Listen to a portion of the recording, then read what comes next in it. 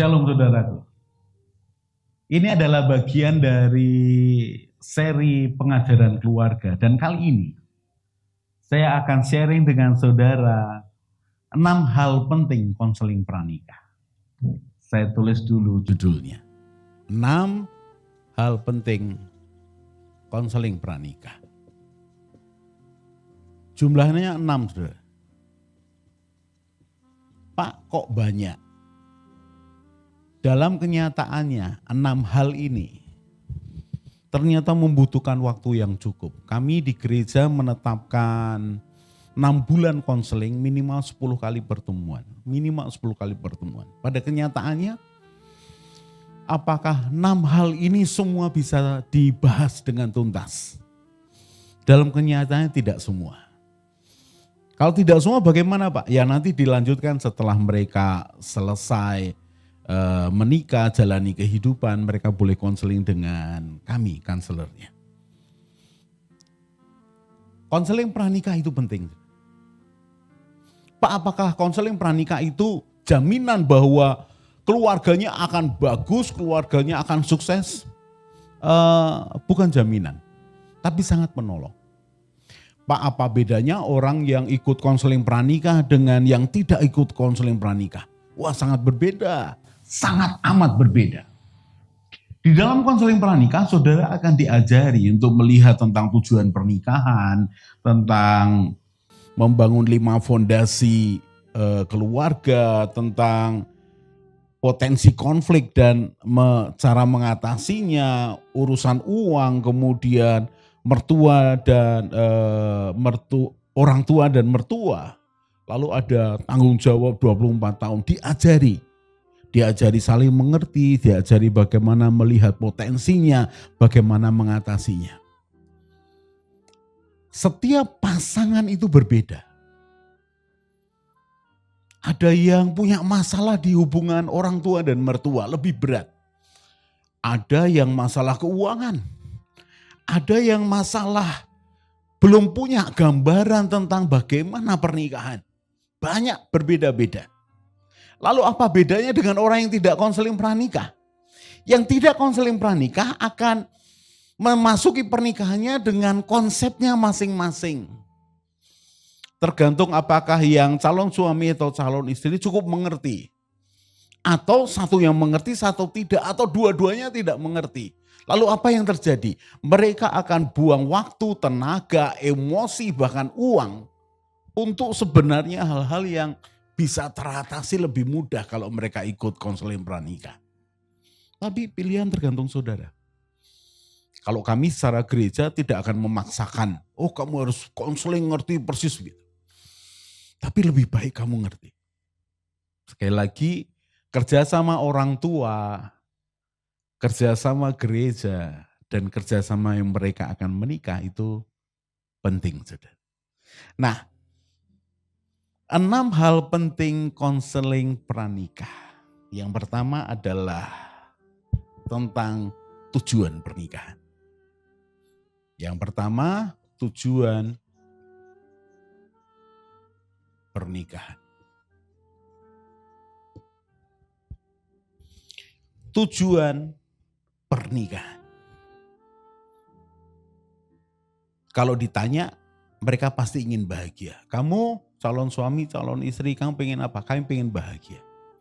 Padahal konsep bahagianya itu bisa berbeda-beda. Karena itu apapun keinginan calon pasangan, saya kembalikan kepada tujuan Tuhan. Bukankah yang menciptakan pernikahan, menciptakan keluarga, itu Tuhan. Master plan-nya, itu Tuhan yang buat. Di dalam Kejadian pasal yang pertama ayat yang ke-28. Ketika Tuhan menciptakan manusia segambar dan serupa dengan dia. Apa itu segambar dan serupa? Memiliki sifat, cara kerja, cara berpikir, pertimbangan seperti Tuhan. Itu segambar serupa. Setelah manusia diciptakan segambar dan serupa, lalu ayat yang ke-28 ini. Allah memberkati mereka, lalu Allah berfirman kepada mereka, beranak cuculah dan bertambah banyak, penuhilah bumi dan taklukkanlah itu. Berkuasalah atas ikan-ikan di laut dan burung-burung di udara dan atas segala binatang yang merayap di bumi. Perhatikan, setelah penciptaan mereka ini disatukan, yang pertama Tuhan memberkati mereka. Sehingga ingat, berkat Tuhan di awal pernikahan itu penting. Karena itu kalau engkau ingin memasuki pernikahan, membangun keluarga, mintalah berkat Tuhan. Di dalam gereja, di dalam pemberkatan calon mempelai, disitulah hamba Tuhan menyampaikan pesan Tuhan, lalu memintakan berkat untuk kedua mempelai. Berkat Tuhan. Lalu tujuan pernikahannya apa? Di dalam Kejadian pasal yang pertama ayat yang ke-28. Mereka itu disatukan untuk berkuasa. Disatukan untuk berkuasa. Dua pribadi yang berbeda disatukan. Untuk apa? Berkuasa. Pada saat itu Adam dan Hawa diberikan tugas untuk menguasai cipta. Tapi yang di zaman sekarang, bagaimana wujud dari bersatu untuk berkuasa? Saudara, tadi di awal di dalam Kejadian 1 ayat 26, manusia digambarkan, diciptakan segambar dan serupa. Berikutnya di ayat yang ke-28, diberkati, lalu diberi tugas. Kalau jemaat sebelum memasuki pernikahan, saya berharap mereka mengalami kelahiran baru. Ada gambar ilahi yang dibangun dalam calon mempelai pria, calon mempelai wanita. Ada sentuhan ilahi dalam hidup mereka. Sehingga ketika mereka menerima berkat Tuhan, maka mereka tahu kita ini disatukan untuk berkuasa. Berkuasa apa? Yang pertama disatukan untuk menguasai diri mereka masing-masing. Untuk menguasai diri mereka masing-masing. Untuk memberikan dampak kepada rumah tangga mereka. Anak cucu mereka kelak. Berkuasa di mana? Ya di dalam diri kalian, dalam rumah tangga, dalam keluarga besar, orang tuamu, adik, kakak iparmu, dan keluarga besarnya, lalu dibuat masyarakat sekitarnya. Berkuasa apa? Berkuasa untuk membagikan kasih Tuhan, kuasa Tuhan di tengah-tengah orangmu. Pak, tidak seperti Adam dan Hawa yang menguasai ciptaan, burung-burung di udara dan segala macamnya. Nanti arahnya tetap ke sana. Tapi mulailah tahu bahwa engkau itu mencapai kebahagiaanmu dengan disatukan untuk berkuasa. Lalu yang kedua. Yang kedua di dalam konseling pranikah adalah mengenal 6 fondasi pernikahan. Ini kalau saya sebelumnya tulis pilar tidak tepat. Fondasi. Saya ulangi lagi ya. Harus mengetahui 6 fondasi keluarga. Di dalam episode sebelumnya kita belajar bagaimana membangun 6 fondasi itu. Lalu yang ketiga. Yang ketiga adalah menemukan potensi konflik dan mengatasinya. Ada, saya tulis di sini ya, menemukan potensi konflik dan cara mengatasinya. Potensi konflik itu apa, Pak? Namanya potensi. Kemungkinan muncul. Ada 12 potensi konflik nanti kita akan belajar.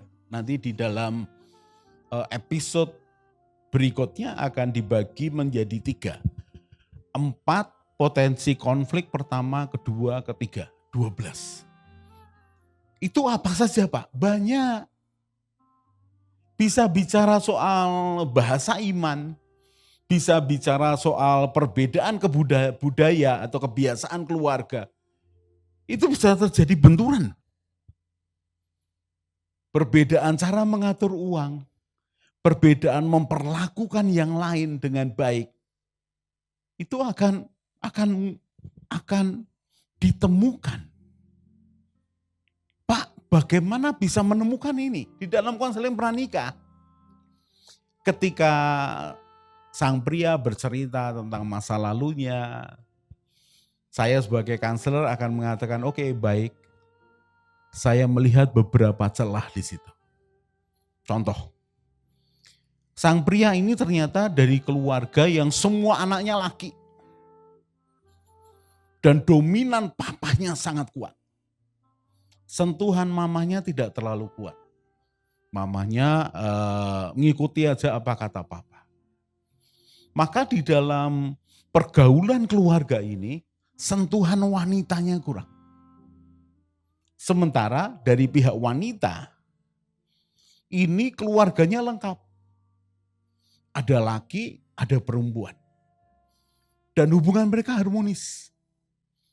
Maka potensi konflik yang muncul adalah berarti potensi konflik tentang keluarga, sikap kepada orang tua atau orang tua kepada anak, dan demikian juga satunya. Nah itu ditemukan. Lalu bagaimana mengatasinya? Itu butuh waktu yang panjang. Apalagi saya mengajar ada 12 potensi konflik. Pak, apakah dalam keluarga 12-nya itu akan muncul bersamaan? Enggak juga. Karena bisa jadi untuk pasangan A yang muncul adalah 3 konflik dulu. Untuk pasangan untuk pasangan B yang muncul mungkin ya hanya 1-2 konflik. Walaupun cuma 3 konflik di A, nanti dalam perjalanan pernikahan bisa muncul itu yang lain. Demikian juga dengan pasangan si B. Karena itu namanya potensi. Diatasi lebih awal, dicegah lebih awal, tidak akan muncul lebih besar. Diatasi lebih awal, lebih dini, maka tidak menjadi masalah kemudian. Nah itu penting ketika konseling pranikah. Contoh tentang bawaan, sifat bawaan. Sang prianya ini kasar, omongnya kasar. Yang perempuannya ini orangnya lembut, terbiasa diperlakukan baik. Maka potensi konfliknya, keributan mereka adalah yang lakinya karena biasa kasar, rumahnya besar, ngomong selalu teriak-teriak. Sementara yang perempuan ngomong lembut aja cukup. Itu kalau tidak dipahami, mereka menghabiskan waktu dan tenaga untuk ribut hal yang tidak perlu. Kalau dipahami, maka masing-masing akan mulai berubah. Itu baru yang ketiga. Pak, ini butuh waktu berapa lama konseling? Tergantung. Kalau saya akan melihatnya, lihat per kasusnya dulu.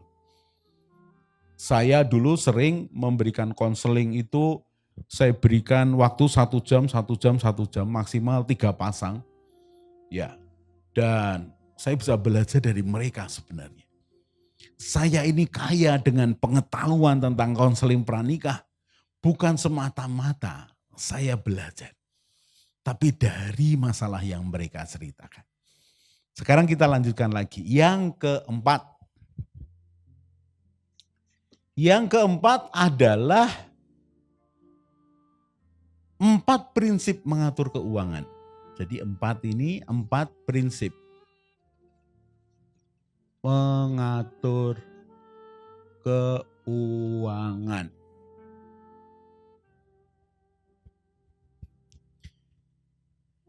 Saya biasanya kalau bicara soal mengatur keuangan,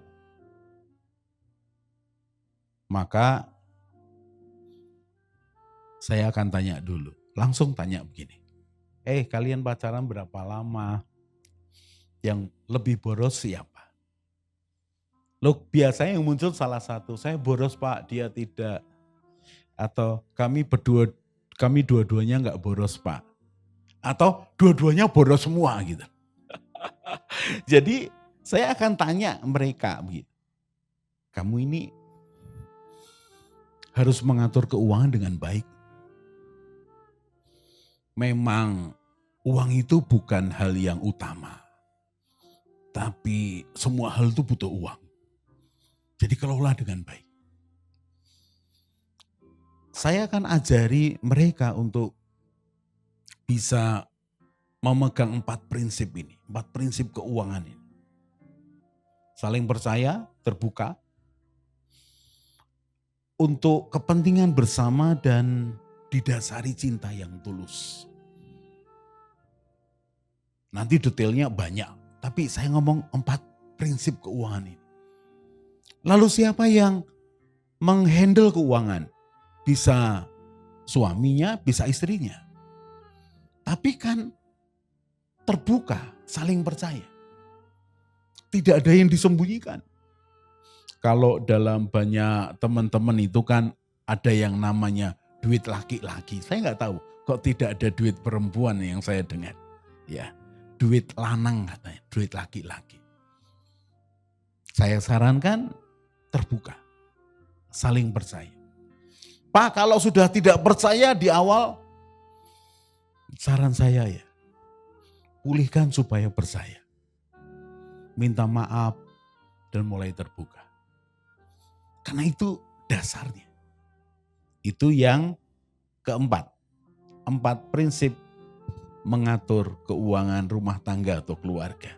Sekarang yang kelima. Yang kelima adalah orang tua dan calon mertua. Saya bacakan dulu ayatnya, nanti saya kelupaan. Tadi ada beberapa ayat saya lupa baca. Ini yang kelima. Orang tua dan calon mertua.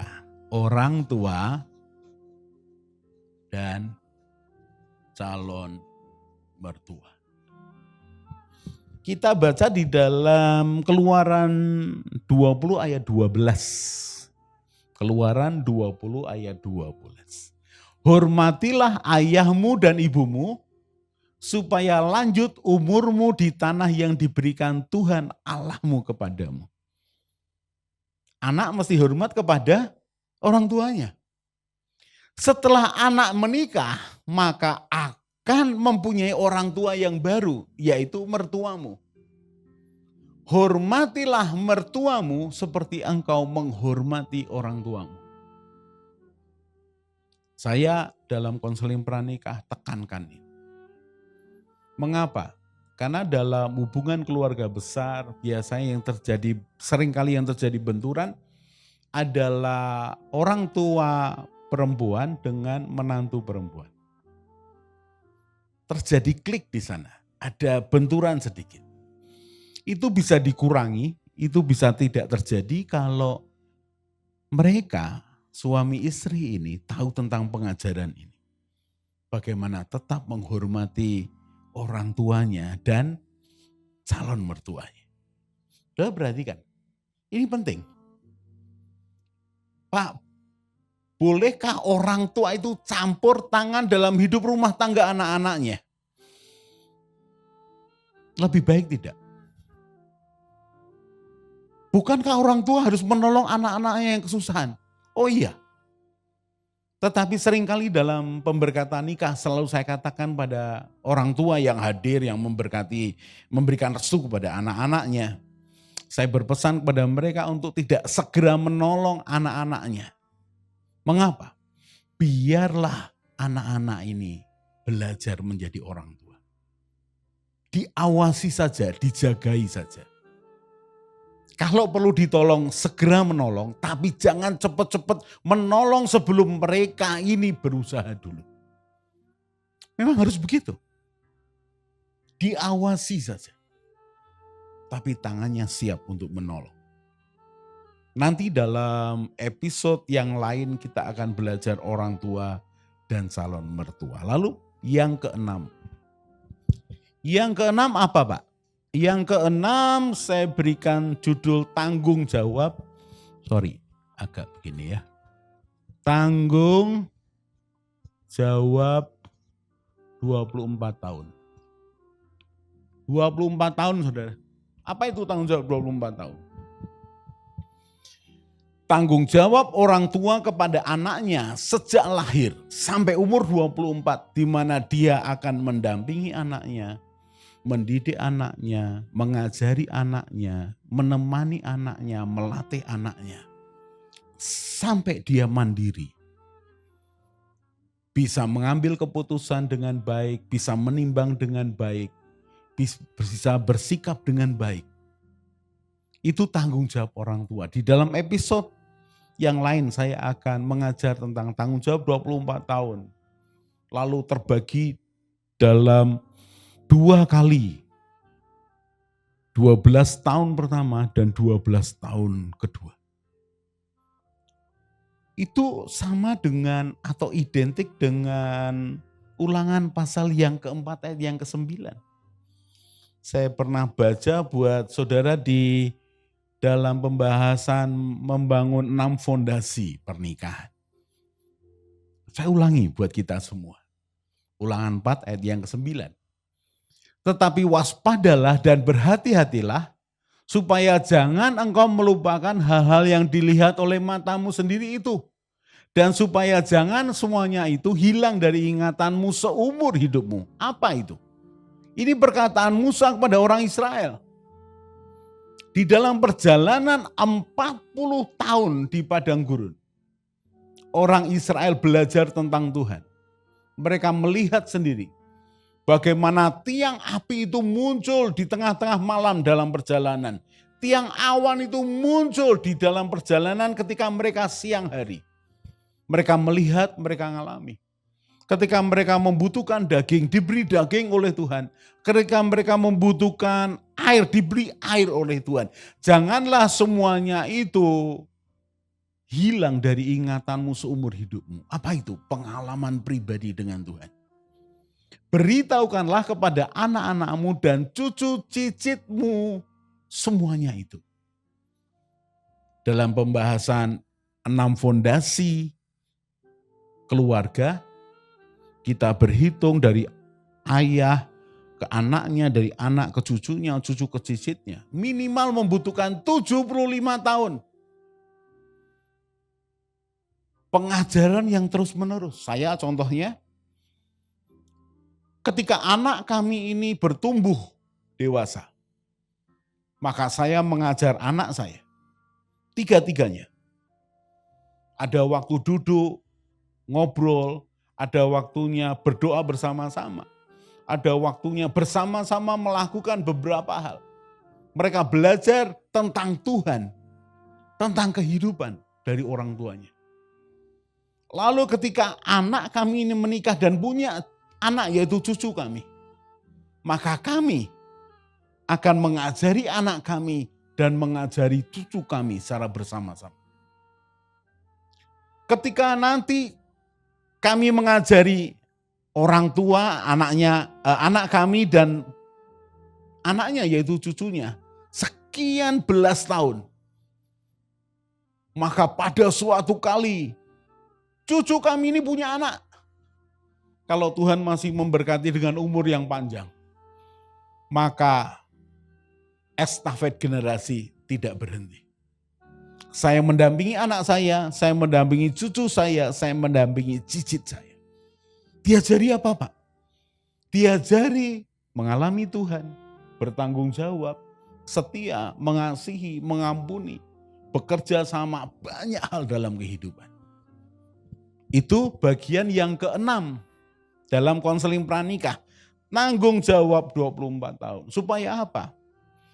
Calon mempelai ini tahu bahwa pernikahan itu bukan hanya senang-senang saja. Ada tanggung jawab di sana. Bahkan tanggung jawab bukan hanya ketika anakmu kecil. sampai anakmu besar dan mampu mandiri. Pak, bukankah itu tanggung jawab ibu untuk mendidik anak-anaknya? Tidak, saudara. Nanti dalam salah satu episode saya akan mengajar tentang anak membutuhkan 2 sentuhan. Anak membutuhkan 2 sentuhan. Apa itu? Sentuhan bapaknya dan sentuhan ibunya. Dari bapaknya dia dapat apa saja, dari ibunya dia dapat apa saja. Loh, itu mesti diajari. Loh, Pak Yos kok bisa tahu banyak tentang hal itu, apakah diajari? Tidak. Sampai dengan hari ini saya belajar dari kehidupan dari beberapa orang, tidak secara langsung ngajari secara letterlek. Dari Tuhan, Roh Kudus dari firman, ngajari. Karena latar belakang hidup saya, orang tua saya walaupun Kristen mereka bercerai. Dan kami 5 anaknya besar tanpa orang tua yang utuh. Untuk itulah saudara, kalau saya berbagi hidup dengan saudara, itu keluar dari seorang produk gagal keluarga Kristen. Siapa itu? Saya, Pak Yos. Tapi kerinduan saya adalah saya tidak ingin seperti keluarga orang tua saya. Saya ingin memberi yang terbaik buat anak-anak saya. Saya ingin bertanggung jawab 24 tahun atas anak-anak saya. Dan lebih lagi kerinduan saya ingin mengajar kepada jemaat. Dan biar jemaat mengajar kepada anak-anaknya. Saya ingin mengajar kepada saudara. Supaya apa? Kita menikmati surga, kehendak Tuhan dalam keluarga. Sekarang kita lihat kesimpulannya. Kesimpulannya, ini masih catatan lama saya yang tentang pilar ya. Tapi yang dimaksud adalah fondasi. Jadi 6 hal penting dalam pernikahan adalah yang pertama tentang tujuan pernikahan. Kebahagiaanmu ditentukan kalau engkau ngalami Tuhan. Lebih lagi dua-duanya. Dan ingat, bersatu untuk berkuasa. Dimulai dari dirimu sendiri, kalian berdua, keluarga kecilmu, keluarga besarmu, masyarakatmu, tempat kerjamu, di gerejamu. Bukan berkuasa dalam arti monopoli menang-menangan, bukan. Ada proses kebahagiaan di sana dengan Tuhan. Lalu berikutnya yang kedua. Belajarlah bagaimana membangun 6 fondasi keluarga.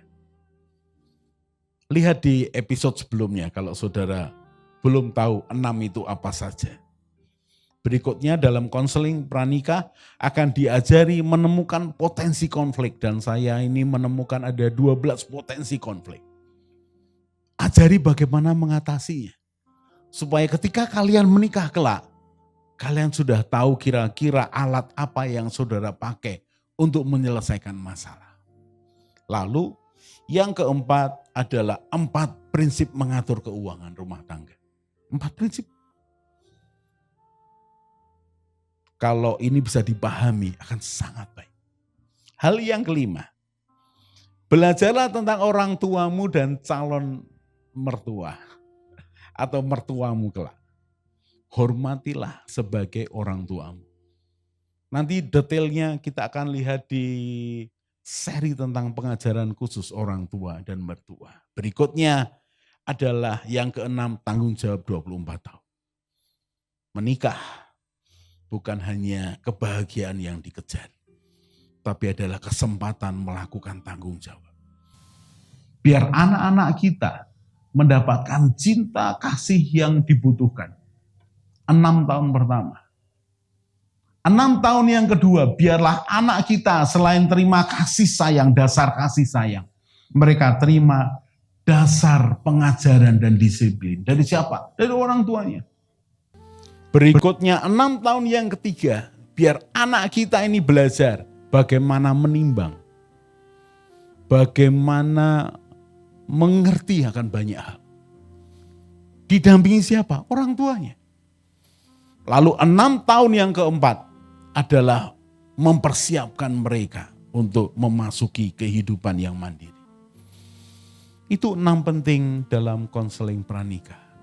Sekali lagi, konseling pranikah tidak menjamin kebahagiaan. Tekad bergantung kepada Tuhan dari kedua mempelai, inilah yang menjadi jaminan kebahagiaan mereka, yaitu Tuhan sendiri. Tetapi apa salahnya mengajar 6 penting konseling pranikah kepada anak-anak kita? Bukankah itu jauh lebih bagus?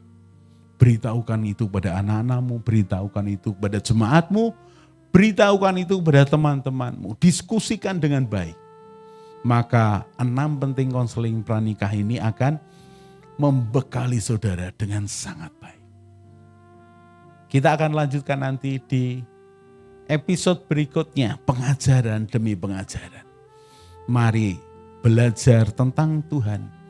Mari belajar bersama Tuhan. Supaya kehidupan dan masa depan kita sungguh ada Tuhan selalu yang menjadi jaminan hidup kita.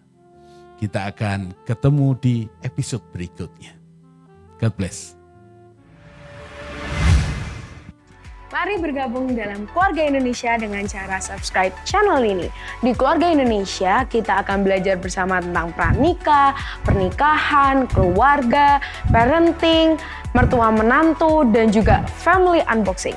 Jadi jangan lupa share kepada teman dan keluarga dan juga subscribe.